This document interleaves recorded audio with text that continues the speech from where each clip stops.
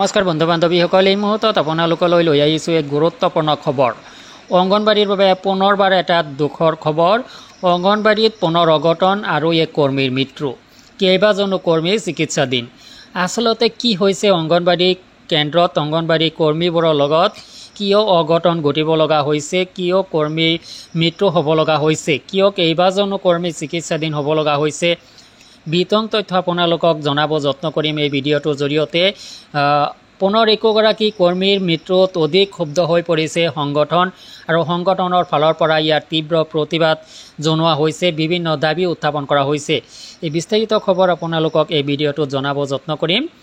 শ্ৰমিকসকলে মুখ চিনাক্তকৰণ KYC পদ্ধতিক লৈ উদ্বেগ প্ৰকাশ কৰে। শনিবাৰে অংগনবাড়ী শ্ৰমিক সংঘ পঞ্জাৱৰ সদস্যসকলে KYC আৰু ফেচিয়েল ৰিকগনিশ্যন ছিষ্টেম FRS পদ্ধতি ৰূপায়ণৰ ক্ষেত্ৰত সন্মুখীন হোৱা প্ৰত্যাহ্বানসমূহৰ ওপৰত গুৰুতৰ উদ্বেগ প্ৰকাশ কৰে। অংগনবাড়ী শ্ৰমিক সংঘ পঞ্জাৱ CITUৱে প্ৰকাশ কৰা এক যৌথ প্ৰেছ নোটত জিলা সভাপতি নিৰ্লেপ কৌৰ, সাধাৰণ সম্পাদক কৃষ্ণ কুমাৰী, বিত্ত সম্পাদক পৰমজিৎ কৌৰ, উপসভাপতি হৰজিৎ কৌৰ আৰু যুটীয় সম্পাদক ৰাজনদীপে কয় যে পোষণ ট্ৰেকাৰ এপৰ জৰিয়তে হিতাধিকাৰীৰ KYCৰ বাবে কেন্দ্ৰীয় চৰকাৰৰ আদেশৰ লগতে দুগুণ স্বচ্ছতা আৰু FRSৰ প্ৰয়োজনীয়তাও বিভাগটোৰ কঠোৰ বলৱৎকৰণৰ বাবে শ্ৰমিকসকলক অহৰহ হাৰাশাস্তিৰ সৃষ্টি কৰিছিল। তেওঁলোকে কয় যে ইয়াৰ ফলত বিভিন্ন ৰাজ্যৰ বহু শ্ৰমিকৰ প্ৰাণ হেৰুৱাইছে। পঞ্জাৱত এতিয়া এজন অংগনবাড়ী শ্ৰমিকৰ দ্বিতীয়টো মৃত্যুৰ খবৰ পোৱা গৈছে। শ্ৰমিকসকলে আৰু কয় যে তেওঁলোকে এতিয়াও বিভাগটোৰ পৰা প্ৰয়োজনীয় সুবিধা লাভ কৰা নাই। বৰ্তমান তেওঁলোকক মোবাইলৰ বিলৰ দিশত প্ৰতি মাহে সামান্য 166 টকাহে প্ৰদান কৰা হৈছে। তেওঁলোকে লগতে কয় যে বিভাগীয় সেৱা আগবঢ়াবলৈ তেওঁলোকে নিজৰ মোবাইল ডাটা ব্যৱহাৰ কৰি আছে। গোপনীয়তাৰ উদ্বেগক আলোকপাত কৰি শ্ৰমিকসকলে কয় যে FRS ৰাজহুৱা গোপনীয়তাৰ ওপৰত ভিত্তি কৰি গঢ় লৈ উঠিছে আৰু তেওঁলোকৰ মুখৰ পৰিচয় ভাগ বতৰা কৰাটো হিতাধিকাৰীৰ পচন্দ হ'ব লাগে। OTPৰ ওপৰত ভিত্তি কৰি গঠিত KYC প্ৰক্ৰিয়াৰ এটা বৈপৰীত্যও আঙুলিয়াই দিয়ে।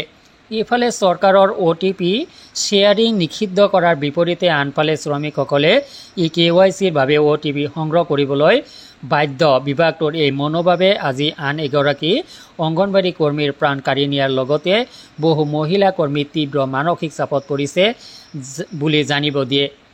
কিছুসংখ্যক হতাশাৰ বাবে চিকিৎসালয়ত ভৰ্তি কৰা হৈছে।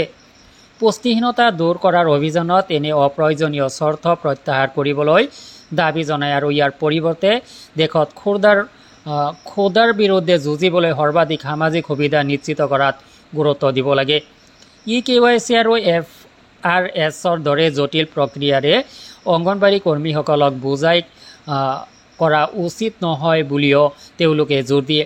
ইয়াৰ পৰিৱৰ্তে চিনাক্তকৰণৰ এক সহজ আৰু সুলভ পদ্ধতি গ্ৰহণ কৰিব লাগে আৰু অপুষ্টিক ফলপ্ৰসূভাৱে নিৰ্মূল কৰিবলৈ তৃণমূল পৰ্যায়ত আঁচনিখন শক্তিশালী কৰিব লাগে। অৱশেষত শ্ৰমিকসকলে কৰ্তব্যৰত অৱস্থাত মৃত্যু হোৱা অংগনবাড়ী শ্ৰমিকৰ পৰিয়াললৈ শীঘ্ৰে আৰ্থিক সাহায্য আৰু নিৰ্ভৰশীল সুবিধা প্ৰদানৰ দাবী জনায়।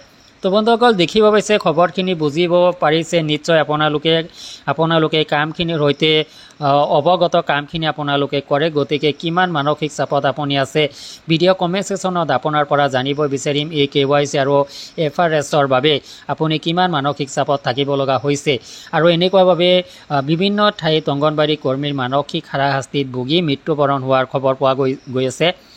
বিভিন্নজন চিকিৎসাধীন অৱস্থাত থাকিব লগা হৈছে।